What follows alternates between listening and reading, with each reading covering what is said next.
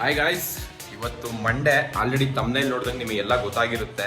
Dream ಯಾವ ಥರ ಆಗ್ಬಿಡ್ತು ಅಂದರೆ, ಒಂದು ಸಣ್ಣ ಬೈಕು RX 135, ಇದರಲ್ಲಿ ತುಂಬ ಆಸೆ ಇದೆ ಗಾಯ್ಸ್. ಇವಾಗ ನಾವಿಬ್ಬರು ಹೋಗ್ತಿದ್ದೀವಿ. ಈ ಬಸ್ ಹುಡ್ಕೋದು ಒಂದು ನರ್ಕ ಇದೆಯಲ್ಲ, ಇಲ್ಲಿಂದ ಕರೆಕ್ಟಾಗಿ ಸಿಗಲ್ಲ. ಒಂದೇ ರೂಟ್ ಆದರೆ ಓಕೆ, ಹೆಂಗೋ ಮಾಡ್ಬೋದು. ರೂಟ್ ಚೇಂಜ್ ಮಾಡಿ ಹೋಗ್ಬೇಕಲ್ಲ ಗಾಯ್ಸ್. ಇದೇನು ನೋಡ್ತಾ ಇರೋ ಹೊಯ್ಸಳ ನಗರ. ಪ್ರೆಸೆಂಟ್ ಇವಾಗ ಹೊಯ್ಸಳ ನಗರಕ್ಕೆ ಕೂತೀವಿ ಇಬ್ರು ಗಾಯ್ಸ್. ಸತತ ಒಂದು 8 ಕಿಲೋಮೀಟರ್ ನಡೆದ ಮೇಲೆ ಸುಸ್ತಾಯ್ತಲ್ಲ, ಕಬ್ಬಿನ ಜ್ಯೂಸ್ ಕುಡಿಯೋಣ ಅಂತ ಬಂದಿದ್ದೀವಿ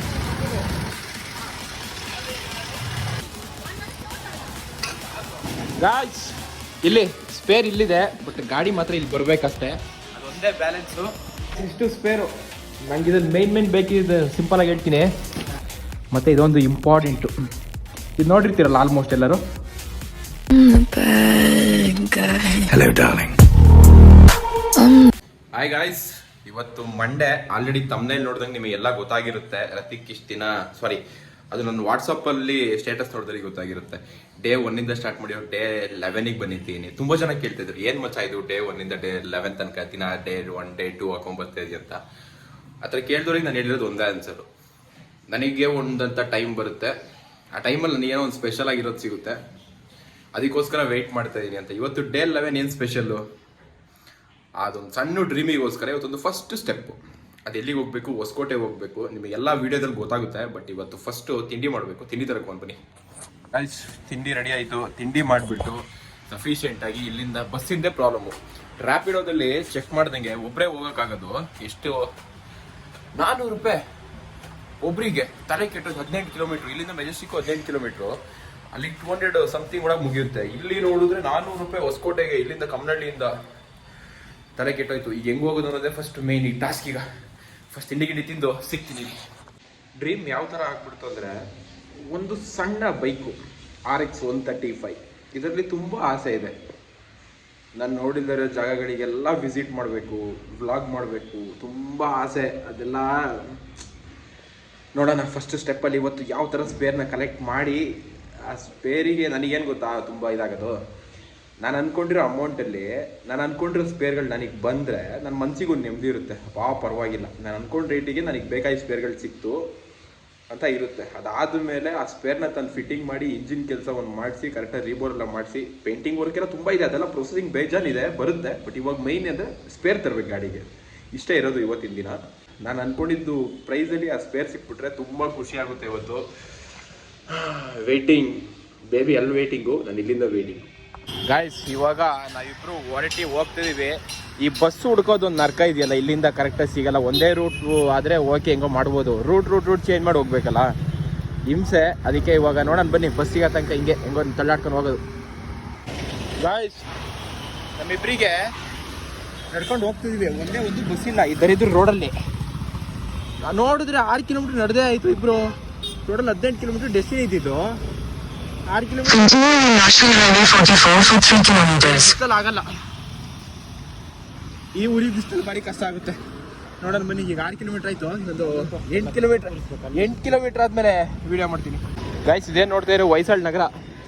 ಪ್ರೆಸೆಂಟ್ ಇವಾಗ ಹೊಯ್ಸಳ ನಗರಕ್ಕೆ ಕೂತೀವಿ ಇಬ್ರು. ಇಲ್ಲಿಂದ ಸ್ಟ್ರೈಟು, ಒಂದು ಲೆಫ್ಟು ಕಡೆ ಹೋಗಿಲಿಕ್ಕೆ ಅಂತ. ಇಲ್ಲಿ ನೋಡ್ಮೋ, ಇಲ್ಲಿ ಬರೋದಾ?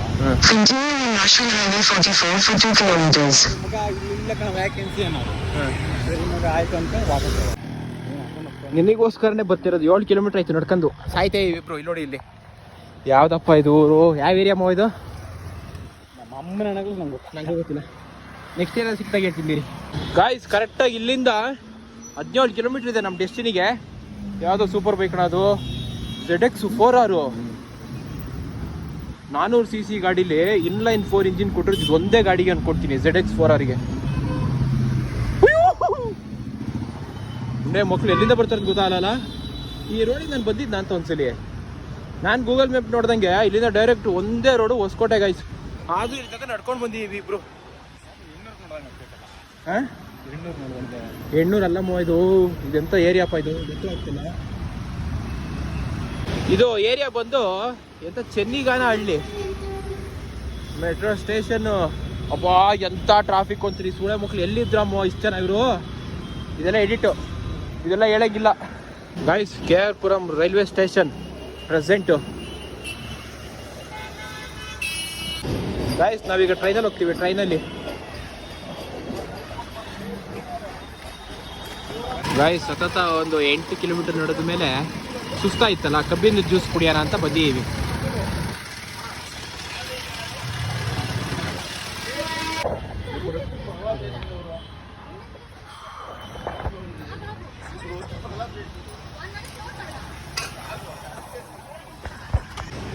ಗಾಯ್ಸ್ ಒಳ್ಳೆ ರೋಡು, ಪೀಸಾಗಿ ನಡ್ಕೊಂಡು ಹೋಗ್ತಿದ್ದೀವಿ. ಒಳ್ಳೊಳ್ಳೆ ಅಂಗಡಿ ಇದಾವೆ ಇಲ್ಲಿ. ಜೀವನ ಉದ್ಧಾರಕ್ಕಾಗಿ ಓಡ್ತಾ ಇದ್ದಾರೆ. ಅಲ್ಲಿ ತನಕ ಅಲ್ವಾ, ಅಯ್ಯೋ ಇನ್ನೂ ಸ್ಟ್ರೈಟು. ಎಲ್ಲರಿಗೂ ಇದನ್ನ ನೋಡಿದ್ಮೇಲೆ ಒಂದು ಡೌಟ್ ಬಂದಿರುತ್ತೆ, ಬ್ರೋ ನೀನು ಹೋಗ್ಬೋದಲ್ಲ ಬ್ರೋ, ರ್ಯಾಪಿಡ್ ಬುಕ್ ಮಾಡಿಕೊಂಡು ಆಟೋ ಬುಕ್ ಮಾಡಿಕೊಂಡು ಬಸ್ಸಲ್ಲಿ ಹೋಗ್ಬೋದಲ್ಲ ಬ್ರೋ. ಇದಕ್ಕೆ ಆನ್ಸರ್ ಆಮೇಲೆ ಕೊಡ್ತೀನಿ. ಗಾಯ್ಸ್ ಹಸಿರು ಜಾಗ, ನನ್ನ ಜಾಗದಲ್ಲಿ ನನ್ನ ಕಡೆ ನಡ್ಕೊಂಡು ಹೋಗ್ತಿದ್ದೀವಿ. ಯಾವುದೋ ಕಾಡಿದ್ದಂಗೆ ಇತ್ತು ನೋಡಮ್ಮ ಇಲ್ಲಿ. ಏನಿದು? ಈ ಕಡೆ ನೋಡ್ರಿ ಪಾರ್ಕು, ಈ ಕಡೆ ನೋಡ್ರಿ ಫುಲ್ಲು ಯಾವ್ಯಾವ ದಾರಿಲಿ ಹೋಗ್ತಾಯಿವಿ, ಎಲ್ಲೆಲ್ಲಿ ಹೋಗ್ತಿದ್ದೀವಿ ಒಂದು ಗೊತ್ತಾಗ್ಬಂದು. ಮಟಸಿಗೆ ಹೋಗ್ತೀವಿ ಗಾಯ್ಸ್. ಬೇಜಾನ್ ಬಸ್ ಓಡಾಡ್ತೀವಿ, ಆದರೆ ನಮಗೆ ಹೋಗಕ್ಕೆ ಸಿಗೋದು ಕೆಂಪಸ್ ಒಂದೇ. ಅಲ್ಲೊಂದು ಹೋಯ್ತು, ಅಲ್ಲಿ ಲಡಾಖರು ಯಾರನ್ನ ನಿಲ್ಲಿಸ್ತಿಲ್ಲ. ಅದಕ್ಕೆ ಬಸ್ ನಿಲ್ಸೋ ಒಂದು ಜಾಗ, ಒಂದು ಸ್ಟಾಪ್ ಇರುತ್ತಲ್ಲ, ಅಲ್ಲಿ ತನಕ ನಡ್ಕೊಂಡು ಹೋಗಿ ಅಲ್ಲಿಂದ ಬಸ್ಸಿಗೆ ಹೋಗೋಣ ಅಂದ್ಕೊಂಡಿದ್ದೀವಿ. ನೋಡೋಣ ಗಾಯ್ಸ್. ಈಗ ಕೋಲಾರ ಹೋಗೋಣ, ತಿರುಪತಿಗೆ ಹೋಗೋಣ, ಚೆನ್ನೈಗೆ ಹೋಗೋಣ. ಇಲ್ಲಿದ್ದೀವಿ ಈಗ ಗಾಯ್ಸ್. ಅಲ್ಲಿ ಕಾಣ್ತಿದ್ಯಾ ಹೊಸಕೋಟೆ 11 ಕಿಲೋಮೀಟ್ರು. ಹೊಸಕೋಟೆ 11 ಕಿಲೋಮೀಟ್ರು. ಎಷ್ಟು ದೂರ ಅಂತ ನಡೆಯೋದು? Finally auto.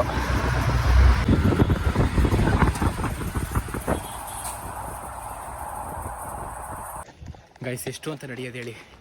ನಡೆದು ಯಾವುದೋ ಒಂದು ಬೀದಿಗೆ ಬಂದು ಸೆಟ್ಲ್ ಆಗಿದ್ದೀವಿ. ಇನ್ನೂ ನಡೀತಾನೆ ಇದ್ದೀವಿ, ಅಂಗಡಿ ಸಿಕ್ಕಿಲ್ಲ. A few moments later. Guys ಇದು ಸ್ಪೇರು. ಇದು ಏನು ಸ್ಪೇರ್ ಅಂತ ರೂಮಿಗೆ ಹೋಗ್ತೀನಿ. ಒಂದು ಬಸ್ ಕ್ರಾಸ್ ಆಗಿ 2ನೇ ಬಸ್ಸಿಗೆ ಬಂದು ಕೂತಿದ್ದೀವಿ ಇಲ್ಲಿ. ಇಷ್ಟು ಸ್ಪೇರ್ಸು ಅಬ್ಬೋ ಸಾಕು ಬಾ. ಅಲ್ಲೇನೋ ವೀಡಿಯೋ ಮಾಡೋಕ್ಕಾಗಿಲ್ಲ ಇವತ್ತು, ಏಕೆಂದರೆ ಸ್ಪೇರಿಗೆ ಎಷ್ಟಾಗುತ್ತೆ ಏನೋ ಅನ್ನೋ ಕ್ಯಾಲ್ಕುಲೇಷನ್ಲೇ ಲೆಕ್ಕ ಹಾಕೊಂಡು ಕೂತಿದ್ದೆ. ಆಮೇಲೆ ಸ್ಪೇರು ಕಲೆಕ್ಟ್ ಆಯಿತು, ಒಂದು ನನ್ನ ಅಮೌಂಟಿಗೆ ಬಂತು, ಹೊರ್ತಿದೆ. ನಾನು ಕೊಟ್ಟಿದ್ದು ಅಮೌಂಟಿಗೆ ನನಗೆ ಹೊರ್ತಾಗಿ ಇಷ್ಟು ಸ್ಪೇರ್ ಬಂದಿದೆ. ಇದೆಲ್ಲ ಫಿಟ್ ಆಗೋದು ಇನ್ನೂ ಲೇಟು.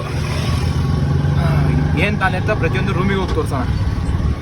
ಗಾಯ್ಸ್ ಇಲ್ಲಿ ಸ್ಪೇರ್ ಇಲ್ಲಿದೆ, ಬಟ್ ಗಾಡಿ ಮಾತ್ರ ಇಲ್ಲಿ ಬರಬೇಕಷ್ಟೇ, ಅದೊಂದೇ ಬ್ಯಾಲೆನ್ಸು. ಇವಾಗ ನೋಡೋಣ. ಇದೊಂದು ಸ್ಪೇರ್ ತರಕ್ಕೆ ಬೆಳಿಗ್ಗೆಯಿಂದ ಹೋಗಿರೋದು ಕಷ್ಟ ಅಂತಲ್ಲ, ಬಟ್ ಹೋಗಿರೋ ದಾರಿ, ನಾವು ಚೂಸ್ ಮಾಡಿದ ದಾರಿ ಇದೆಯಲ್ಲ ಅದು ಸಖತ್ ಕಷ್ಟ ಅಂದ್ಕೊಳ್ಳಿ. ಏನೇನು ಸ್ಪೇರು ಎಲ್ಲ ನೋಡೋಣ ಫಸ್ಟು. ತುಂಬ ಜನ ಕೇಳ್ತಿರಲ್ಲ, ಬ್ರೋ ಯಾಕೆ ಗಾಡೀಲಿ RX ಅಲ್ಲಿ ವ್ಲಾಗ್ ಮಾಡ್ತಿಲ್ಲ ಬ್ರೋ, RX ಅಲ್ಲೇ ವ್ಲಾಗ್ ಮಾಡಿ. ನೋಡಿ RX ಅಲ್ಲೇ ವ್ಲಾಗ್ ಮಾಡೋಕ್ಕೆ ಇದನ್ನೆಲ್ಲ ಮಾಡಬೇಕಾಗುತ್ತೆ.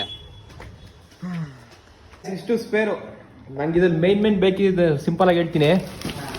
135 ಹೆಡ್ಡು ಸ್ಟಾಕು. ಇದೊಂದು ಕಥೆನೇ ಆಗಿತ್ತು ನಂದು. ಸೆಕೆಂಡ್ಸು. ಇದ್ರದ್ದೊಂದು ಕಥೆನೇ ಆಗಿತ್ತು ನಂದು. 2 ಹೆಡ್ಡು ಚೇಂಜ್ ಮಾಡಿರೋದಕ್ಕೆ ಕೊನೆಗೆ ಹೊಸ ಹೆಡ್ ತಂದ್ಕೊಂಡಿದ್ದೀನಿ. ಹೊಸದಿಂತಲ್ಲ, ಇದು ಫ್ರಂಟ್ ಸೀಲು ಪ್ರೊಟೆಕ್ಟರು, ಮತ್ತು ಶಾಕ್ ಅಬ್ಸರು, ಹೆಡ್ಲೈಟು, ಚೈನ್ ಸ್ಪ್ರಾಕೆಟು, ಇಂಡಿಕೇಟರು ಎಲ್ಲ ಇದೆ. ಬಟ್ ಇದು 1 by 1 ತೋರಿಸ್ತೀನಿ ಗಾಯ್ಸ್. ತಂದಿದ್ದು ಇಷ್ಟು ಸ್ಪೇರ್ಸು 1 by 1 ನೋಡೋಣ. ಇದು ಸ್ಯಾರಿ ಗಾಡಿದು. ಇದ್ರದ್ದೆಲ್ಲ ಪ್ರೈಸ್ ಎಷ್ಟಾಯಿತು ಏನು ಅಂತೆಲ್ಲ ಹೇಳ್ತೀನಿ, ಬಟ್ ಒಂದೊಂದೇ ಸ್ಪೇರ್ ನೋಡ್ತಾ ಹೋಗೋಣ. ಇದ್ಯಾವುದು ನಾನು ರಿಮೂವ್ ಮಾಡಲ್ಲ, ಅಲ್ಲಿ ನೋಡಿದ್ದೀನಿ ಒಂದ್ಸಲಿ. ಇದು ಸ್ಯಾರಿ ಗಾರ್ಡ್ ಒಂದು, ಮತ್ತು ಹಾರ್ಡಿ ಹ್ಯಾಂಡಲ್ ಬಾರ್ ಒಂದು, ಮತ್ತು ಬಟರ್ಫ್ಲೈ ಮಡ್ಗಾಡು ಫ್ರಂಟಿಗೆ. ನಾನು ಹಾಕ್ಸೇ ಇರಲಿಲ್ಲ ಅಂದ್ಕೊಳ್ಳಿ. ಇದು 2 ಆಯ್ತಲ್ಲ ಈಗ. ಅದಾದಮೇಲೆ ಇದೊಂದು ಬ್ರೇಕ್ ಲಿವರು. ಯಾಕೆ ಅಂದರೆ ಲಾಸ್ಟ್ ಟೈಮ್ ನಮ್ಮ ಅಜ್ಜಿ ಮನೆಗೆ ಹೋಗಿ ಒಂದು ಕಲ್ಲಿಗೆ ಹೊಡ್ಕೊಂಡು ಅದನ್ನು ವೆಲ್ಡ್ ಮಾಡಿಸಿ ಏನೇನೋ ಜುಗಾಡ್ ಮಾಡಿದ್ದೆ, ಅದು ಬೇಡ ಅಂದ್ಕೊಂಡು ಇದೊಂದು ತಂದೆ. ಮತ್ತು ಇದೊಂದು ಇಂಪಾರ್ಟೆಂಟು, ಇದು ನೋಡಿರ್ತೀರಲ್ಲ ಆಲ್ಮೋಸ್ಟ್ ಎಲ್ಲರೂ.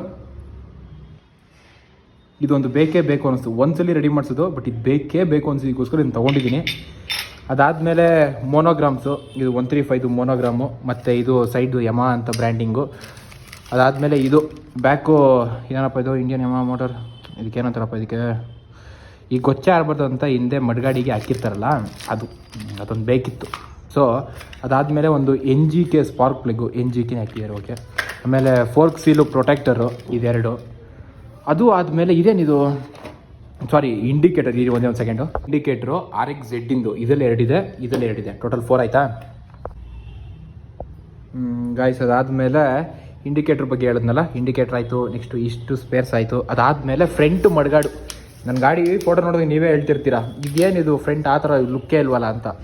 ಅದಕ್ಕೋಸ್ಕರ ಫ್ರಂಟ್ ಒಂದು ಮಡ್ಗಾಡಬೇಕಿತ್ತು ಕ್ರೋಮು. ಅದಾದಮೇಲೆ ಇದೊಂದು ಇಂಜಿನ್ನು ಹೆಡ್ದು ರಬ್ಬರ್ಸು, ಈ ವೈಬ್ರೇಷನ್ ಬರ್ಬೋದು ಅಂತ ಇದನ್ನು ಯೂಸ್ ಮಾಡ್ತಾರೆ. ಸೊ ಇದು ಹೆಂಗಿರುತ್ತೆ ಅಂತ ಫಿಟ್ಟಿಂಗ್ ಟೈಮಲ್ಲಿ ತೋರಿಸ್ತೀನಿ, ಬಟ್ ಇವಾಗ ಸಿಂಪಲಾಗಿ ತೋರಿಸ್ತಾ ಇರೋದಷ್ಟೇ. ಆಮೇಲೆ ಹೇಳಿದ್ನಲ್ಲ ಹೆಡ್ ಒಂದು ತೊಗೊಂಡೆ ಅಂತ, ಹೆಡ್ ಆಯಿತು, ಇದು ಆಯಿತು. ಮತ್ತು ಬ್ಯಾಕ್ ಲೈಟ್ ಇರಲೇ ಇಲ್ಲ ಅಂದ್ಕೊಳ್ಳಿ, ಹೋಗಿತ್ತು. ಅದಾದಮೇಲೆ ಸ್ಪ್ರಾಕೆಟು 135ಗೆ ಚೈನ್ ಸ್ಪ್ರಾಕೆಟು. ಅದಾದಮೇಲೆ ಫ್ರಂಟ್ ಅಸೆಂಬ್ಲಿಲಿ ಹೆಡ್ಲೈಟು ಫುಲ್ ಚೇಂಜು, ಅದಕ್ಕೋಸ್ಕರ ಇದು. ಮತ್ತು ಹೆಡ್ಲೈಟ್ ಅಲ್ಲಿದೆ. ಅದಾದಮೇಲೆ ಇದಕ್ಕೆ ಕೂರಿಸೋಕ್ಕೆ ಇದು ಈ ಗಾರ್ಡು. ಅದಾದಮೇಲೆ ಇಲ್ಲಿ 5 ಸ್ಪೀಡ್ ಸ್ವಿಚ್ಚು ಮಸ್ತಾಗಿದೆ. ಇದೆಲ್ಲ ಚೌಕು ಬರುತ್ತೆ, ಜೊತೆಗೆ ಸೇರಿಸಿ ಚೌಕ್ ಬರುತ್ತೆ, ಅದು ಆಯಿತಾ. ಅದಾದಮೇಲೆ ಝೆಡ್ಡಿಂದು ಫುಟ್ ಪೆಕ್ಸ್ ನೋಡಪ್ಪ ಹೆಂಗಿದೆ ಸೆಕ್ಸಿಯಾಗಿ, 2 ಸೈಡಿಗೆ 2 ತೊಗೊಂಡಿದ್ದೀನಿ.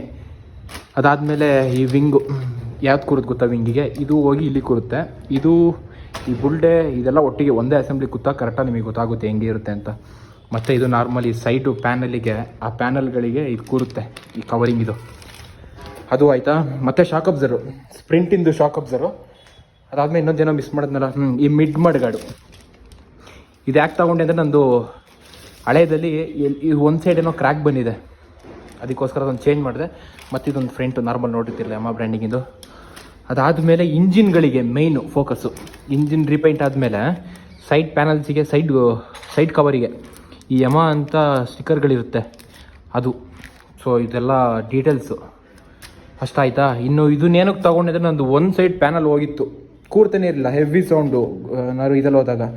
ಸೊ ಇದು ತೊಗೊಂಡಿದ್ದು ಈಗ ರೀಪೇಂಟ್ ಮಾಡಿಸ್ಬೇಕು. ರೀಪೇಂಟ್ ನಾರ್ಮಲಾಗಿ ನಾನು ಟ್ಯಾಂಕಿಗೂ ಮಾಡಿಸ್ತಾ ಏನಿಲ್ಲ, ಸೊ ಹಂಗಾಗಿ ಇದು ಆಗುತ್ತೆ ಒಟ್ಟಿಗೆ. ಇಷ್ಟು ಆಕ್ಸಸರಿ ಬೇಬಿಗೆ. ಇದು ಎಷ್ಟಾಯಿತು ಅಂತ ನಾನು ಅಮೌಂಟಿಂದು ಇವಾಗ ಹೇಳಲ್ಲ, ಗಾಡಿ ರೆಡಿ ಆದಮೇಲೆ ಹೇಳ್ತೀನಿ. ಅದಕ್ಕೋಸ್ಕರ ಇಷ್ಟು ಸ್ಪೇರ್ ತಂದು ಗುಡಿ ಹಾಕೊಂಡಿನಪ್ಪ. ಗಾಯ್ಸ್ ನೋಡಿದ್ರಲ್ಲ, ಇಷ್ಟೆಲ್ಲ ಸ್ಪೇರ್ನ ತಗೊಂಡು ಮನಸ್ಸಿಗೆ ಒಂದು ಕಡೆ ಅನಿಸುತ್ತೆ, ಇಷ್ಟೆಲ್ಲ ಅಮೌಂಟ್ನ ಲೈಫಲ್ಲಿ ಏನಾದ್ರು ಒಂದು ಇನ್ವೆಸ್ಟ್ ಮಾಡ್ಬೋದಲ್ಲ, ನಿಂದು ಅಂತ ಸ್ವಂತ ಏನಾದ್ರು ಮಾಡ್ಬೋದಲ್ಲ ಅಂತ. ಬಟ್ ನಾನು ಹಾಕಿರೋ ಈ ಅಮೌಂಟಲ್ಲಿ ನನ್ನ ಲೈಫ್ನ ಇಂಪ್ರೂವ್ ಮಾಡೋವಂಥ ಯಾವುದೂ ಕೆಲಸ ನಂಗೆ ಸಿಕ್ಕಿಲ್ಲ ಫಸ್ಟ್ ಆಫ್ ಆಲು. ಎರಡನೇದು, ನಾನು ಮಾಡಿರೋ ಇನ್ವೆಸ್ಟ್ಮೆಂಟು ನನ್ನ ಲೈಫ್ನ ಒಂದು ಪಾಯಿಂಟಿಂಗ್ ಆಗಿರಬೇಕು. ಸೊ ಇದಾಗುತ್ತೆ ನನಗೆ ಗೊತ್ತು. ವಿಡಿಯೋ ಇಷ್ಟ ಆದರೆ ಒಂದೊಂದು ಲೈಕು ಶೇರು ಸಬ್ಸ್ಕ್ರೈಬ್ ಮಾಡಿರಿ. ಮುಂದೆ ಒಳ್ಳೆ ಕಂಟೆಂಟ್ ಕೊಟ್ಟೇ ಕೊಡ್ತೀನಿ ಗೈಸ್, ಪಕ್ಕ. ಈ ವ್ಲಾಗ್ನಲ್ಲಿ ಎಂಡ್ ಮಾಡೋಣ. ಬಾಯ್.